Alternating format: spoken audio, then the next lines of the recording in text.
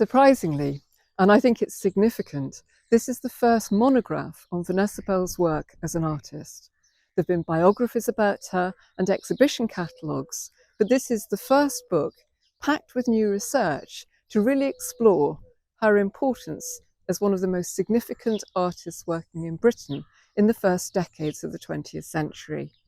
It examines the way that Vanessa Bell subverted the patriarchy in order to exhibit her work on her own terms. In 1905, she founded the Friday Club, her own exhibition society. And as an emerging artist, she exhibited with the New English Art Club, one of the most prestigious exhibitions of its day. But from 1912, she became a leading figure in the British post-impressionist movement. The second post-impressionist exhibition at the Grafton Galleries exhibited the work of 44 artists, and only 6 of them were women. Vanessa Bell was one of these, and her faceless portraits of her sister Virginia Woolf and her portrait of Lytton Strachey from 1913 are radical propositions of post-impressionist portraiture. She was one of the first artists to produce fully resolved abstract paintings. And that interest in abstraction plays out in her decorative work as well as her work as a painter. I'm going to take you now into the studio so that you can see how that fascination with abstraction is developed into the design of complete interiors. We're in the studio at Charleston, and almost as soon as Vanessa Bell moved into the house with Duncan Grant and his boyfriend, Bunny Garnett, she began to decorate the interiors in the most radical way. And I think they still look radical today. She and Duncan had founded the Omega Workshops in 1913 with Roger Fry. And so she was adept at working as a pattern designer, producing textiles, painted furniture, and other products for the Omega Workshops, which was a radical post-impressionist design studio. When she moved to Charleston, she began to distemper the walls in extraordinary colours. The studio was added on in 1925, and 2 of the walls in the room are her original painted surfaces. 2 of them were so badly damaged by the time the Charleston Trust was formed that they had to be repainted as facsimiles by conservators. And when you know which ones are the original, you can really tell the difference. But the decorative scheme in the studio develops Vanessa Bell's interest in abstract design. So right from the very outset, she produced this framing of coloured panels, these extraordinary cocoa brown and black distempered panels framed by these grey rectangles.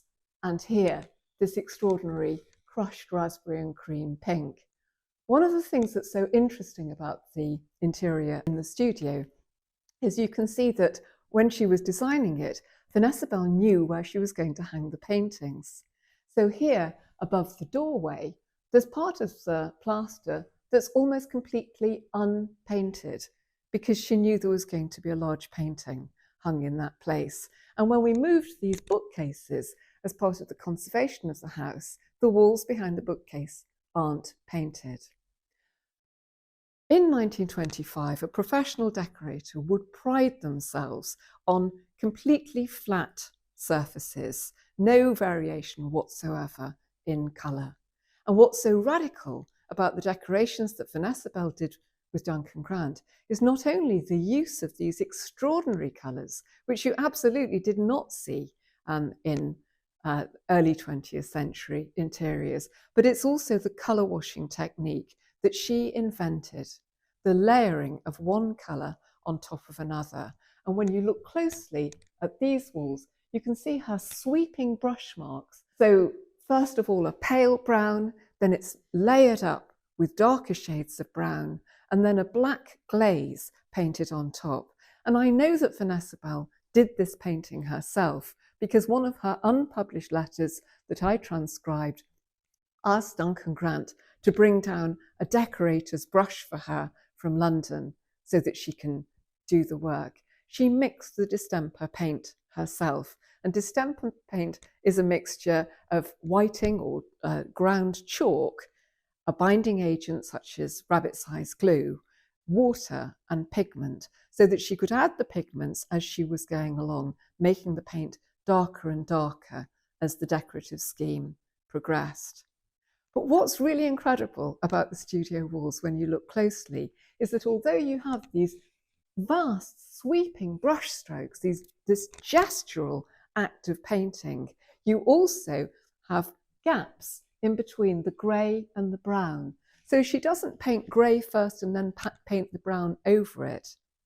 She marks out exactly what that abstract design is going to be. She does the grey panels of colour, and then she does the brown passages of colour separately.